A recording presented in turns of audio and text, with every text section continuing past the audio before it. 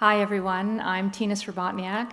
I'm the manager of cultural and special event programming at the Toronto Public Library, and it's a great pleasure to have you here this afternoon for this evening with the fabulous Jhumpa Lahiri. This event is presented in partnership with Random House of Canada, who have brought Jhumpa Lahiri to Toronto for her only Canadian event. And I'll just share with you that it's been, one of those plane connection things from hell.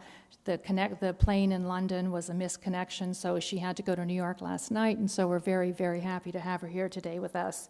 Okay, let me get started. I'm going to introduce her. Jhumpa Lahiri was born in London and raised in Rhode Island. She won the Pulitzer Prize for her first book, the short story collection Interpreter of Melodies. She followed that with a novel, The Namesake, which was critically acclaimed and made into a terrific movie by Mira Nair. Then came another story collection, Unaccustomed Earth, which was a New York Times Book Review Best Book of the Year.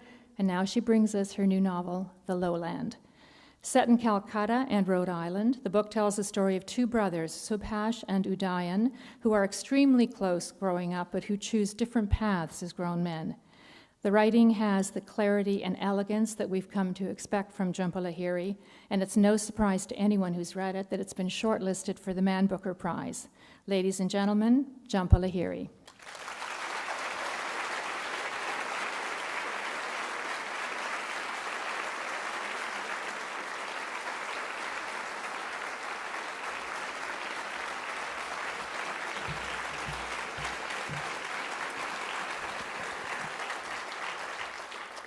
Thank you. Thank you all so much for coming. I'm happy to have finally arrived. I would say good afternoon, but I think it's good evening for me. But in any case, good day to you. I'm going to read briefly from the beginning of The Lowland. This is chapter 2 of part 1. And I don't think I need to say much by way of introduction, only that this section is set in Calcutta in the late 1950s, about a decade after independence. They'd never set foot in the Tali Club. Like most people in the vicinity, they'd passed by its wooden gate, its brick walls, hundreds of times. Until the mid-40s, from behind the wall, their father used to watch horses racing around the track. He'd watch from the street, standing among the bettors and other spectators unable to afford a ticket or to enter the club's grounds. But after the Second World War, around the time Subhash and Udayan were born, the height of the wall was raised so that the public could no longer see in. Bismillah, a neighbor, worked as a caddy at the club. He was a Muslim who had stayed on in Taliganj after partition. For a few paisha, he sold them golf balls that had been lost or abandoned on the course. Some were sliced like a gash in one skin, revealing a pink, rubbery interior. At first, they hit the dimpled balls back and forth with sticks. Then Bismillah also sold them a putting iron with a shaft that was slightly bent. A frustrated player had damaged it, striking it against a tree. Bismillah showed them how to lean forward, where to place their hands. Loosely determining the objective of the game, they dug holes in the dirt and tried to coax the balls in. Though a different iron was needed to drive the ball greater distances, they used the putter anyway. But golf wasn't like football or cricket. Not a sport the brothers could satisfactorily improvise. In the dirt of the playing field, Bismillah scratched out a map of the Tali Club. He told them that closer to the clubhouse there was a swimming pool, stables, a tennis court, restaurants where tea was poured from silver pots, special rooms for billiards and bridge, gramophones playing music, bartenders in white coats who prepared drinks called Pink Lady and Gin Fizz. The club's management had recently put up more boundary walls to keep intruders away, but Bismillah said there were still sections of wire fencing where one might enter along the western edge. They waited until close to dusk, when the golfers headed off the course to avoid the mosquitoes and retreated to the clubhouse to drink their cocktails. They kept the plan to themselves, not mentioning it to other boys in the neighborhood. They walked to the mosque at their corner, its red and white minarets distinct from the surrounding buildings.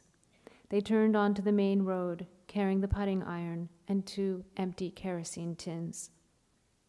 They crossed to the other side of Technician's studio. They headed toward the paddy fields where the Adi Ganga once flowed, where the British had once sailed boats to the delta. These days it was stagnant, lined with the settlements of Hindus who'd fled from Dhaka, from Rajshahi, from Chittagong. A displaced population that Calcutta accommodated but ignored. Since partition a decade ago, they had overwhelmed parts of Taliganj, the way monsoon rain obscured the lowland. Some of the government workers had received homes in the exchange program, but most were refugees arriving in waves, stripped of their ancestral land.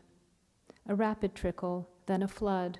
Subhash and Udayan remembered them, a grim procession, a human herd, a few bundles on their heads, infants strapped to parents' chests. They made shelters of canvas or thatch, walls of woven bamboo. They lived without sanitation, without electricity, in shanties next to garbage heaps, in any available space. They were the reason the Adi Ganga, on the banks of which the Tali Club stood, was now a sewer canal for southwest Calcutta. They were the reason for the club's additional walls. Subhash and Udayan found no wire fencing. They stopped at a spot where the wall was low enough to scale. They were wearing shorts. Their pockets were stuffed with golf balls. Bismillah said they would find plenty more inside the club, where the balls lay on the ground, alongside the pods that fell from tamarind trees. Udayan flung the putting iron over the wall, then one of the kerosene tins. Standing on the remaining tin would give Subhash enough leverage to make it over, but Udayan was a few inches shorter in those days. "Lace your fingers," Udayan said. Subhash brought his hands together. He felt the weight of his brother's foot, the worn sole of his sandal, then his whole body bearing down for an instant. Quickly, Udayan hoisted himself up. He straddled the wall. "Should I stand guard on this side while you explore?" Subhash asked him. "What fun would that be? What do you see? Come, see for yourself." Subhash nudged the kerosene tin closer to the wall. He stepped onto it, feeling the hollow structure wobble beneath him. "Let's go, Subhash." Udayan readjusted himself, dropping down so that only his fingertips were visible. Then he released his hands and fell. Subhash could hear him breathing hard from the effort. "You're all right?" "Of course, now you." Subhash gripped the wall with his hands, hugging it to his chest, scraping his knees. As usual, he was uncertain whether he was more frustrated by Udayan's daring or with himself for his lack of it. Subhash was 13, older by 15 months, but he had no sense of himself without Udayan. From his earliest memories, at every point, his brother was there. Suddenly, they were no longer in Taliganj. They could hear the traffic continuing down the street, but could no longer see it. They were surrounded by massive cannonball trees and eucalyptus, bottle brushes, and frangipani. Subhash had never seen such grass as uniform as a carpet, unfurled over sloping contours of earth, undulating like dunes in a desert or gentle dips and swells in a sea. It was shorn so finely on the putting green that it felt like moss when he pressed against it. The ground below was as smooth as a scalp, the grass appearing a shade lighter there. He had not seen so many egrets in one place flying off when he came too close. The trees threw afternoon shadows on the lawn, their smooth limbs divided when he looked up at them like the forbidden zones of a woman's body. They were both giddy from the thrill of trespassing, from the fear of being caught. But no guard on foot or horseback, no groundsman spotted them. No one came to chase them away. They began to relax, discovering a series of flags planted along the course. The holes were like navels in the earth fitted with cups, indicating where the golf balls were supposed to go. There were shallow pits of sand interspersed here and there, puddles on the fairway strangely shaped, like droplets viewed under a microscope.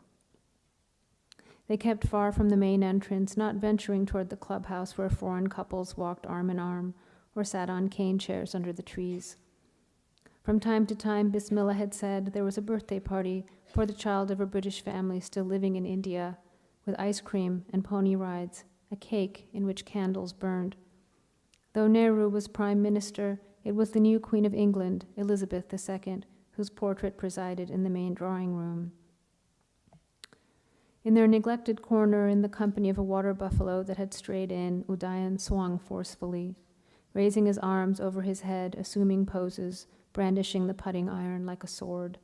He broke apart the pristine turf, losing a few golf balls in one of the bodies of water. They searched for replacements in the rough.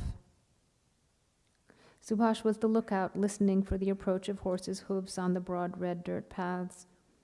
He heard the taps of a woodpecker, the faint strikes of a sickle, as a section of grass elsewhere in the club was trimmed by hand. Groups of jackals sat erect in packs, their tawny hides mottled with gray. As the light dwindled, a few began to search for food, their lean forms trotting in straight lines. Their distraught howling, echoing within the club, signaled that it was late, time for the brothers to go home. They left the 2 kerosene tins, the one on the outside to mark the place. They made sure to hide the one inside the club, behind some shrubbery. On subsequent visits, Subhash collected feathers and wild almonds. He saw vultures bathing in puddles, spreading their wings to dry. Once he found an egg that had dropped intact from a warbler's nest. Carefully he carried it home with him, placing it in a terracotta container from a sweet shop, covering it with twigs, digging a hole for it in the garden behind their house at the base of the mango tree when the egg did not hatch. Then one evening, throwing over the putting iron from inside the club, climbing back over the wall, they noticed that the kerosene tin on the other side was missing. Someone took it, Udayan said. He started to search. The light was scant. Is this what you boys are looking for? It was a policeman appearing from nowhere, patrolling the area around the club. They could distinguish his height, his uniform. He was holding the tin. He took a few steps toward them. Spotting the putting iron on the ground, he picked it up, inspecting it. He set down the tin and switched on a flashlight, focusing its beam on each of their faces, then down the length of their bodies. Brothers? Subhash nodded. What's in your pockets? They removed the golf balls and surrendered them. They watched the policeman put them in his own pockets. He kept one out, tossing it into the air and catching it in his hand. How did you come to acquire these? They were silent. Someone invited you today to play golf at the club? They shook their heads.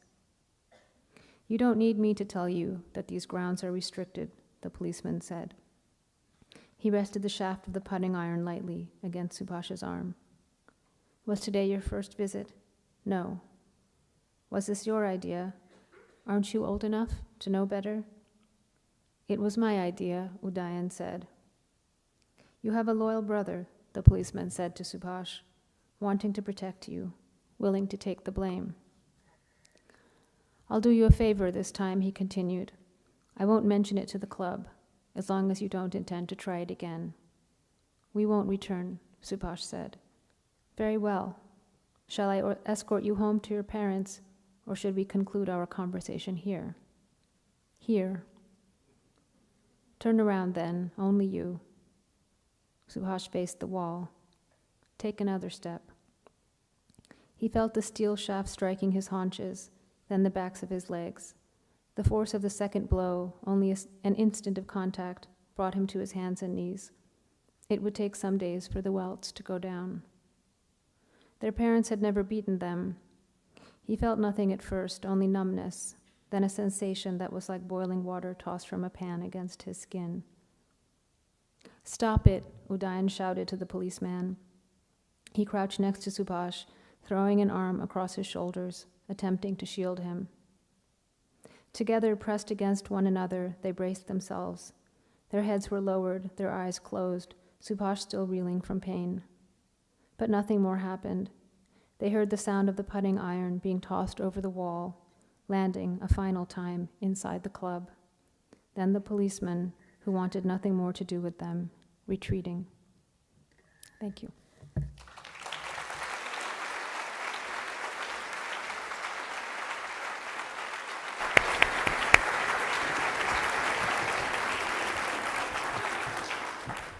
Thank you very much. It's lovely to see you, especially after the arduous journey. So we're so glad you're here. Thank you. And congratulations on the Man Booker.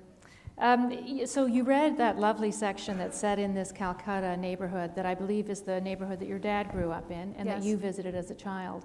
You mentioned the Tolly Club. So I wondered if you could just give us more of a sense of what that neighborhood was like and what the Tolly Club, we get a sense of it from that reading, obviously, but what the Tolly Club represented. Well, yes, this is a neighborhood I know well from visiting repeatedly throughout my life, my childhood, all my life.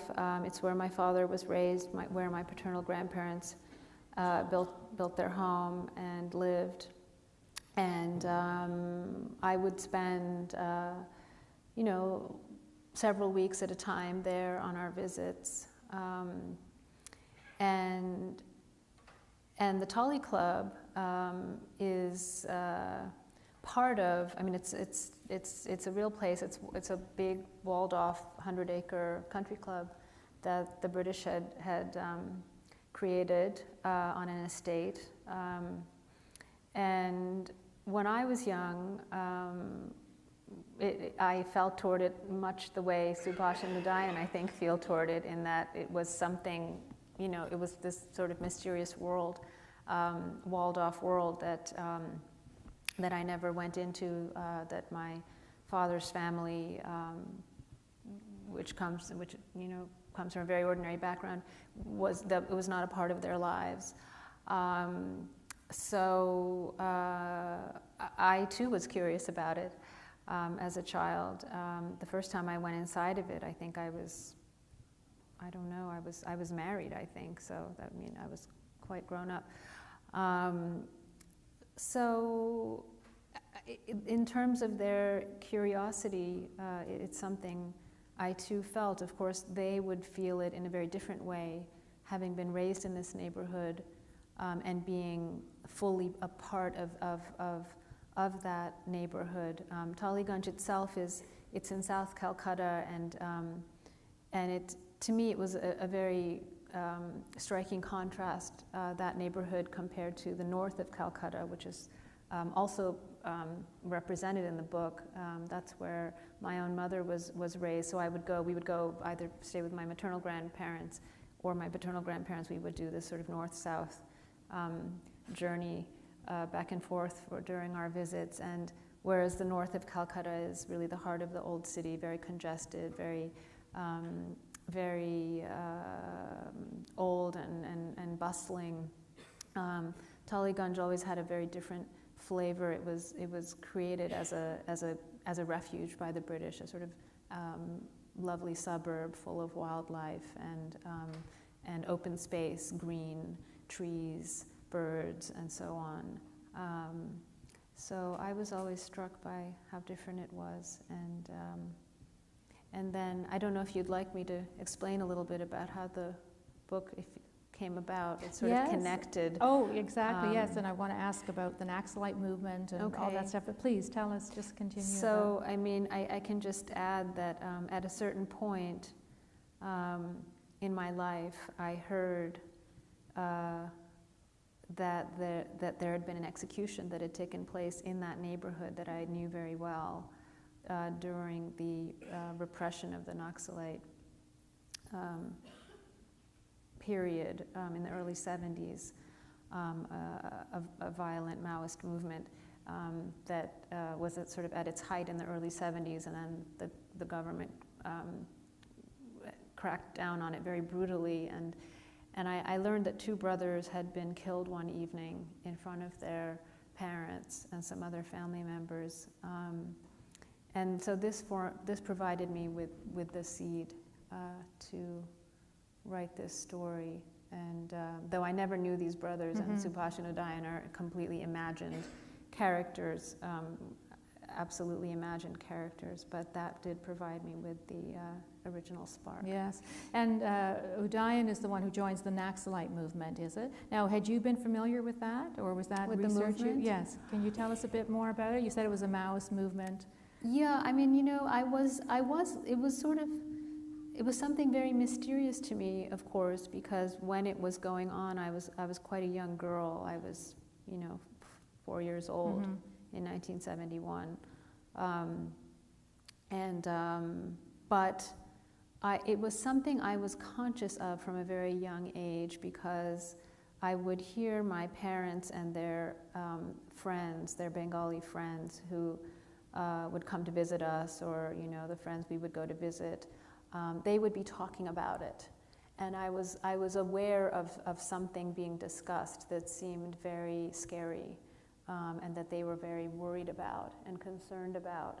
And then I heard the word, they would say, Naxalite, and I wondered about it, and then over time, I learned little things. I mean, it's a very recent history, if in terms of Calcutta. I mean, it's hardly 40 years ago. So when we would go to India, people would refer to it. People do refer to it. People, I have extended family members who were involved with it to varying degrees. So it was something that people would allude to. People would talk about those times and that period, and how violent it was, and what the unrest was, what effect the political unrest had on sort of day-to-day life in the city. And so in that sense, it was something I was familiar with, growing up, hearing about, wondering about. On the other hand, it was something really quite removed from my own day-to-day reality and set of experiences. So I did have to educate myself and read about it and ask people about it, and both ask people simply how this movement, this period of violence and instability affected ordinary life in the city, and also eventually I did speak to some people who were more kind of directly involved, or more sort of experts in the movement itself. But for me, it was always a story about not only the moment of violence, the execution, which I wanted to understand the context of, the reason for, and then to explore the consequences of, fictionally, but also the fact that what haunted me so much about this, when I heard it, was specifically that the execution had taken place in front of the parents, and that the parents had been summoned and lined up and forced to witness. That was what, to me, was so, I mean, I know this happens in the world, but when I heard it first, it was what struck me most deeply. And so for me, it was always a story, both about the violence, about that moment in history, but also about family and the effect of something like that on a family. And you had children already then, I'm sure, so it's even more, rips your heart out even more when you have your own children, what something like that would be to watch your child executed. Well, when I first started working with the book, actually, I didn't have children. This was 16 years ago, and I mean, I'd heard about the execution probably when I was a teenager. It was in the air, and people would talk about it, because we continued to go back to the neighborhood, and people would continue to, I remember at one point, I was aware of the mother of the brothers, and I was aware that she sort of lived over there. I was aware of these sort of elements of what had happened. But then at one point, 16 years ago, I was actively curious, and I asked my father if he could describe to me what he knew. Now, of course, he was also in the United States when it happened, so he didn't witness it, but his family did. His family, I mean, they didn't witness it from up close, but they were right there in the neighborhood the night this happened. So they knew what had happened. And so my father had heard their description of what had happened. So then he told me what had happened. And that was when I first tried to work with this material. And I wrote a scene. I tried to write a scene of the execution itself, which I did, you know, more or less. Not at all to my satisfaction, but I tried to imagine what had been told to me. But then soon found that it really wasn't going anywhere, and that I wasn't really understanding it or feeling any. It just felt that it felt like a scene, and I knew this had to have more space, and that this was a potential novel. If it were to be something, that it would be a potential novel.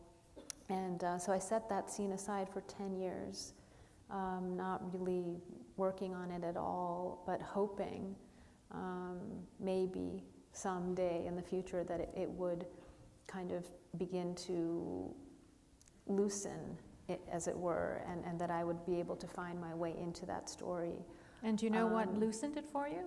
Well, I think a few things. I mean, I think certainly just time and becoming, you know, gaining a little bit more experience as a writer, as a storyteller, because when I was first drawn to working with the material, you know,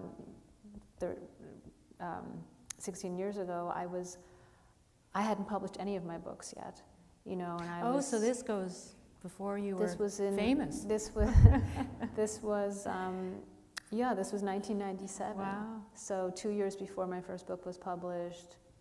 You know, I had written some short stories. I was still very young, you know, trying to get my bearings as a fiction writer, and also quite young as a person, I think, in a lot of ways. And I hadn't had children, and I do think that you know, though it's frustrating to be drawn to an idea and to want to work with it and to not be able to, it was right that I waited and waited for the moment when I was able to slowly enter the world of the book, which remained a great challenge for me during the writing process itself, but at least it felt like something I was able to try.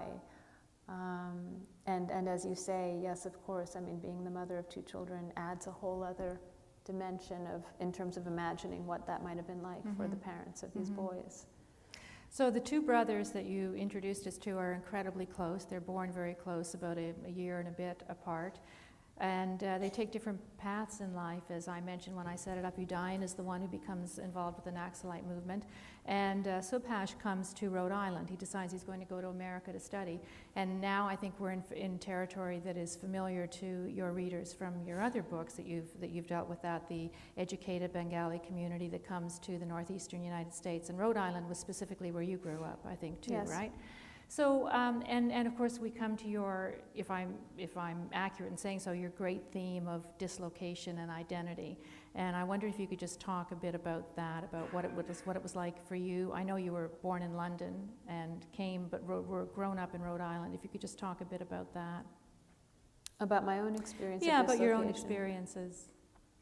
Well, I think, you know, the best way to describe it, in a sense, is the metaphor of that walled-off world that I lived up alongside, you know, and I think what drew me to the idea, I think unconsciously, I was drawn, was precisely the idea of living in a place where real life seemed to be not entirely accessible to me, in that American culture was sort of walled off, and that I had a sort of occasional access to it, but that when I did enter it, there was a sense of transgression and trespassing that was happening because of the way, because of the people who raised me, and how and where they were coming from, both literally and in a more figurative sense in terms of how they wanted to raise me, what they believed in, and so on and so forth. So I felt, in retrospect, after I wrote the book, I realized that idea of crossing over and being attracted to something and not feeling entirely a part of it, but also living right up alongside of it, in a way defined my own upbringing. Mm-hmm. So did you consider yourself, you were little when you came to Rhode Island, right? 2 or 3 were you? 3. So did you consider yourself American when you were growing up, or Indian, or Indo-American, or any of those tags? No. I mean, I didn't feel American, and I was told not to be. You were told not to be, by your parents, you mean? They wanted you to stay in the Indian culture? They didn't want me to call myself an American. I mean, really? I think to them this was this was something they found distressing, and and it's very interesting because I live now in Rome, and I have met various people, Italians obviously, but also Americans, other nationalities living in Rome, and it's one meets a range of people, and the people who aren't Italian, who are raising families there, their children, there's a clear expectation that we are Americans living in Rome, and so I think it's really quite mm-hmm. normal. So similarly, my parents were Bengalis living in America, and this was who they were, and and I was their child, and that was the notion. But I think that this happens really everywhere. I mean, mm-hmm. when you think of the British who lived in India for so many years, I mean, they remained British. They were not, their children did not think of themselves as Indian. I think it's only in America, though, that eventually one can become American, which is sort of what I love about America, that it is a place that allows for self-redefinition. And my children do feel American, and that's fine, that's great. Mm-hmm. I mean, they feel that, and so that is what they shall be. Do you feel American now? Not really, no. I mean, I think it was too intense mm-hmm. for me when I was growing up to ever really be able to feel it. I mean, whatever that means, I don't know what mm-hmm. it means. I wanted to be American when I was young in many ways. I wanted to belong. I wanted to not be someone that people were always curious about and asking about, but it wasn't the case, and I felt very much that it would be a betrayal to my parents. Your kids now in Rome, then, in a way, are going through what you went through, a kind of cultural dislocation. How is it for them? Well, I think it's different because we're not. I mean, my husband and I aren't Italian, so in that sense, we're not. No, that doesn't really make sense. But we because what is the difference? There's a difference because. Well, is it? I'm just guessing. I'm There's assuming your kids feel much more confident about their American identity. They do. And so, therefore, it's not a precarious situation. Well, I think for the them. other Perhaps thing is that's this. it? I think this is the difference. I think in Rome, there is not an expectation for them to become Roman. To become Italian, because Italians have a very precise notion of what Italian is, mm-hmm. and it's very oh, precise. Yes. And one cannot become Italian. Yeah. One can apply, but one is rarely accepted. So it's a different experience for them, and I think also I think because my husband and I, to begin with, are both people who have a rather unconventional notion of identity. For our various reasons. My husband was raised all over the world. Mm-hmm.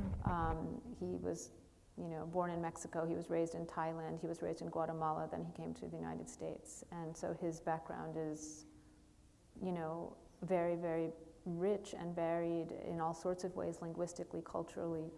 I was raised by and large in one physical, geographical place, but within, kind of between two worlds all the time.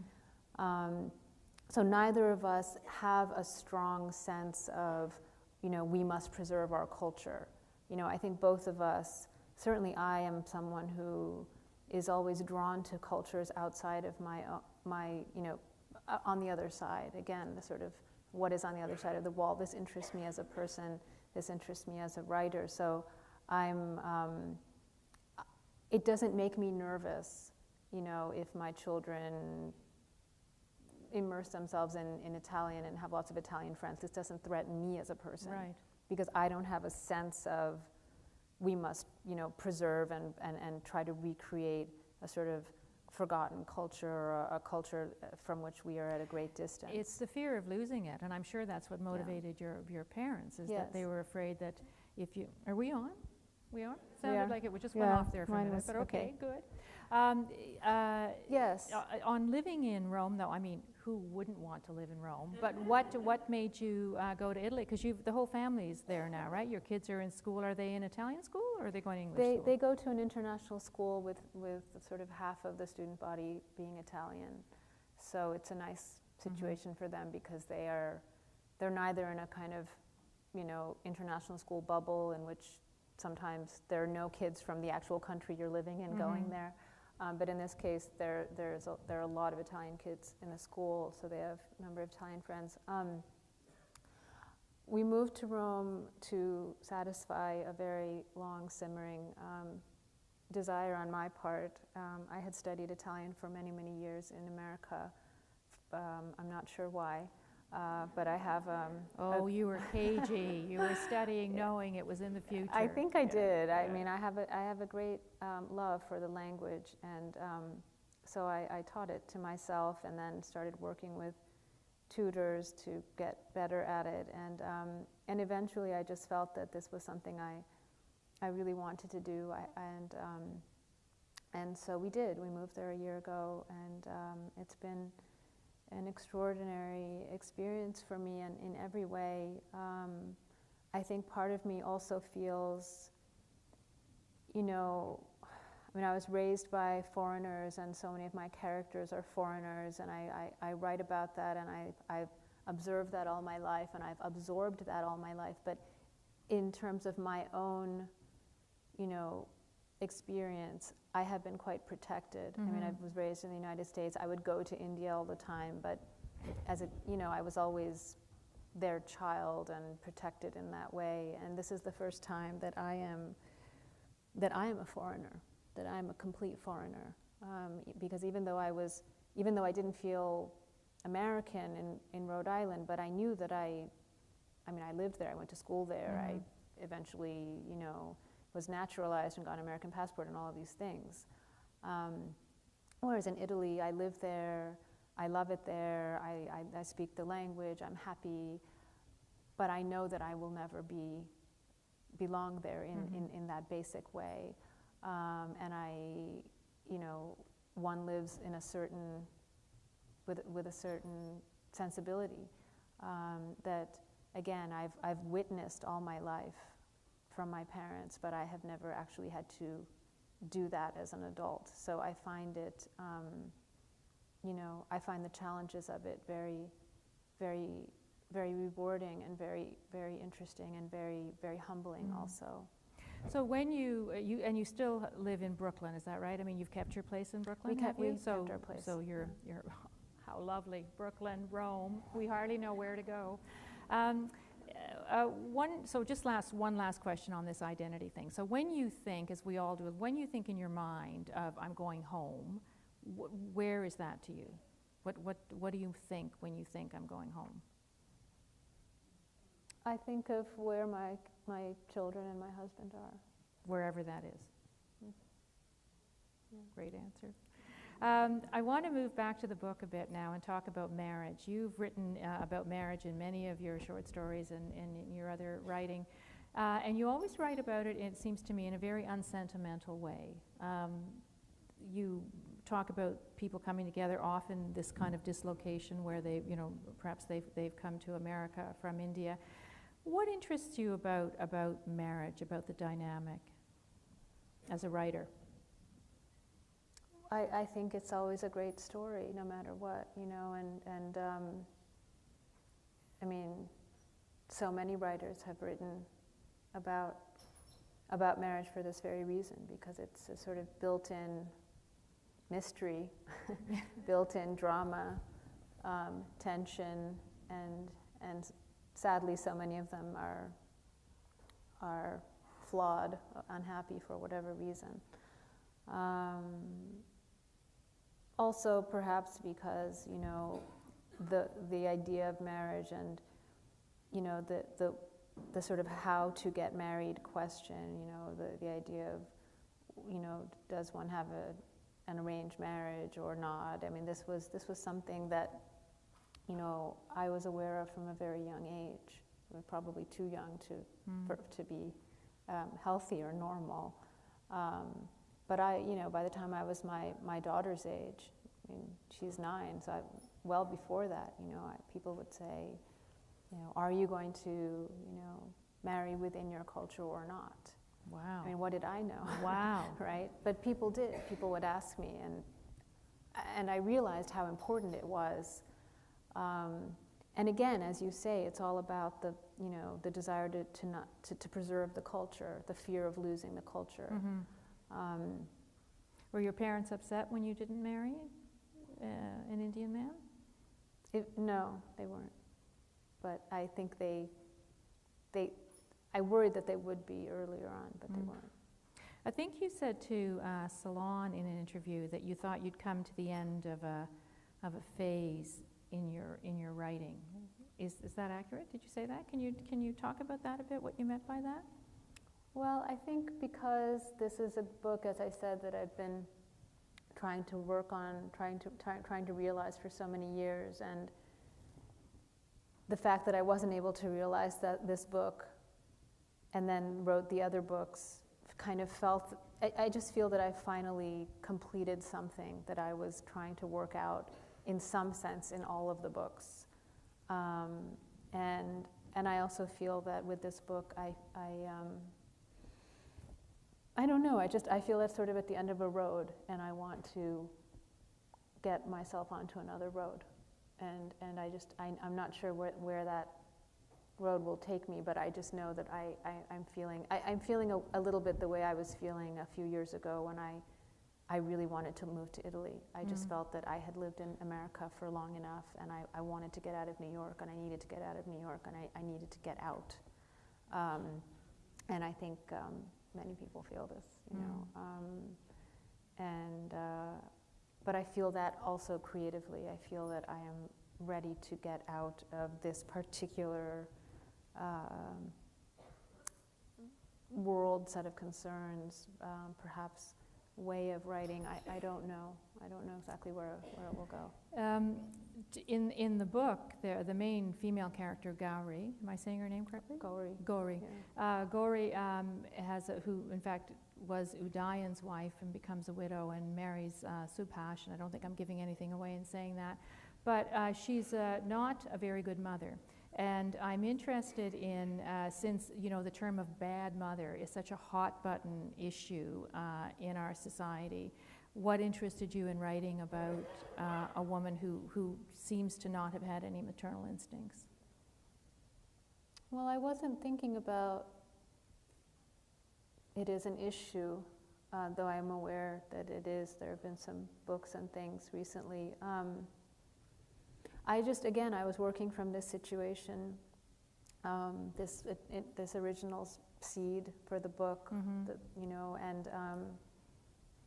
and when I thought about it, and when I realized that there would be a wife left behind as well, I began to follow her and to build her character, and to me it just seemed true to her character, who she is and how she reacts. I really just tried to think of it that way, but I wasn't really trying to make a point or anything. You mentioned before that 16 years ago you'd been young as a person and young as a writer. Had you always, I mean, when you were, for instance, little, had you always wanted to be a writer? Were you one of those kids that was, putting on plays at 6 and writing stories? I was writing stories, and I acted in plays, and I drew, and I did, I played instruments, and I liked creativity in all sorts of forms, as many children do. But I was I was not someone who was confident. I was not someone who felt comfortable.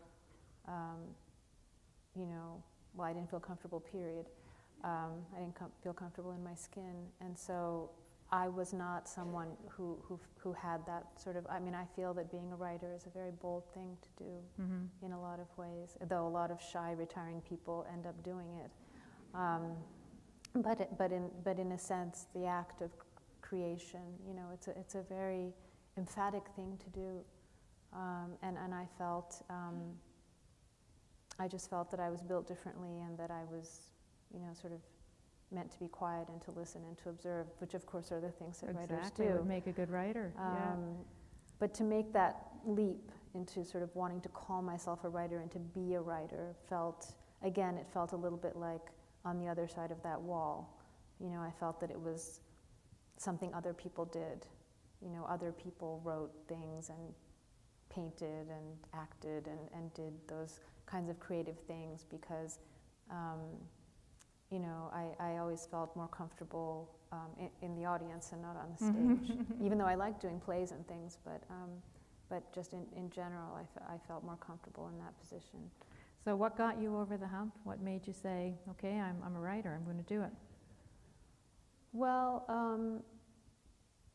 I just realized I was spending more and more time writing creatively when I was after I'd graduated from college, because I'd studied literature and I was planning to be a professor and studying literature and getting a PhD and all of that. But it occurred to me that what I was doing on the weekends was, working on little fictional things and this and that, and one thing kind of led to another, and at a certain point I realized it was sort of, it had sort of taken over my life, not literally because I was still a graduate student and I had lots of other responsibilities and obligations, but it was where my heart was. And that became very clear to me at a certain point, sort of in my 20s.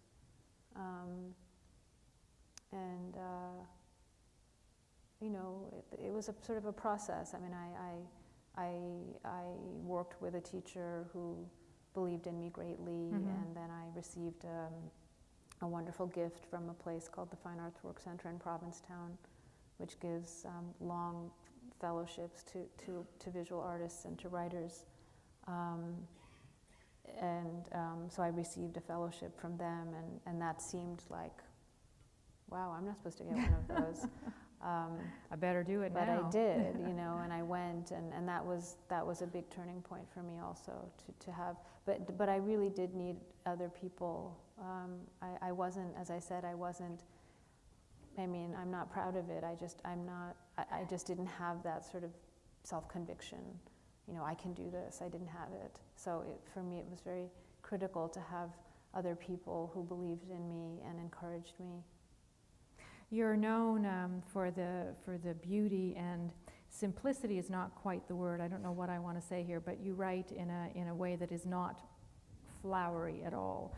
Is that a natural style for you, or are you a relentless parer down of your prose as you go along?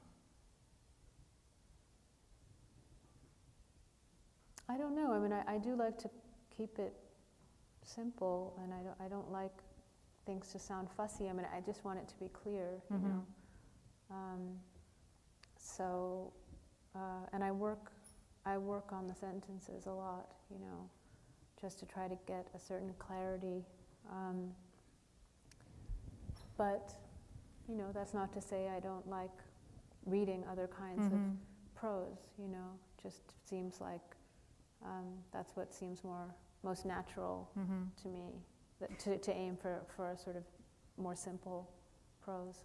You always say, I believe Thomas Hardy is your favorite writer? It's certainly my favorite novelist, yes. Yeah. What's Yeah. your favorite book of his? I think I would say either Tess or Return of the Native, but Yeah. I think Tess is really his I remember reading masterpiece. Tess when I guess as many of us did, and I might even have been on a high school reading course. I can't remember, but just being, blown away by it. What a spectacular book! What a wonderful writer. You're on something called the President's Committee on Arts and Humanities. Is that right? What does that involve? Well, it involves, looking at ways to make arts education stronger, more central to American public education. That's sort of the core of it. Looking at schools, looking at different arts programs in different schools, and how to increase arts education and the benefits of arts education. Sort of looking at how essential it is to have arts education in schools, Mm-hmm. and in a period in which all of that is being always threatened and pared down. So that's the vision for it. What it meant for me when I was, as long as I was here, I haven't been able to really participate from overseas, was, meeting with the other committee members, looking at examples of different schools and their challenges, and different programs that have, and just getting a sense of, crafting a sort of, eventually some kind of initiative, Mm-hmm. some sort of legislation in the grand scheme. But again, it's a slow Yeah, process. sounds rewarding though. I'm going to end with one last question about the Man Booker. There's been some controversy, as you know, about the Man Booker being opened up to not just the Commonwealth countries, but I guess the fear is opened up to America, right? One of the commentaries I read said, well, Jonathan Franzen will just win everything then. I mean, that'll be it. The Americans will take over. What's your sense of that? Do you think, is it an issue for you at all? Well, it's funny because, I was shortlisted a few weeks ago, and immediately I gather, I don't read anything that's written about me, but I gather that people were saying, oh, well, she's not really, she's American. She's American. And you said, no, I'm not. But so I was aware that, there was a notion of it being a sort of British and Commonwealth and former Commonwealth, and that I was a sort of outlier. But then a week later, they changed the rule anyway, so then people stopped bothering me about that. On the one hand, I think it's sort of lovely, the idea of there being one big recognition, prize, whatever you call it, for the finest novel of any given year in the English language, because then I feel like it really becomes about the language. Yes. And the power of the language and a tribute to the language. And I think, I think about, you never know, you might have someone like, I don't know, a Conrad or whomever, someone, there may be someone living in South America who has a passion for the English language and has learned it and writes in it. You have people like Beckett, you have people who enter into other languages not their own and become masters at it. And in that sense, I think opening it up to Americans increases the sort of way you look at it as a prize in the English language. On the other hand, I feel like, I know that there are a lot of American prizes that are limited to Americans. So I can sort of see both sides of it, to be honest. But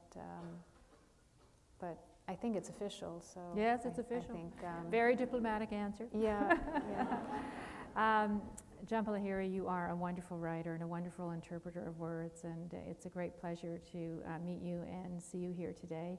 Jhumpa Lahiri is going to be signing her books out in the lobby there. You'll see there's a table out by the window, and I'd like to thank Jhumpa for being here. Thank you.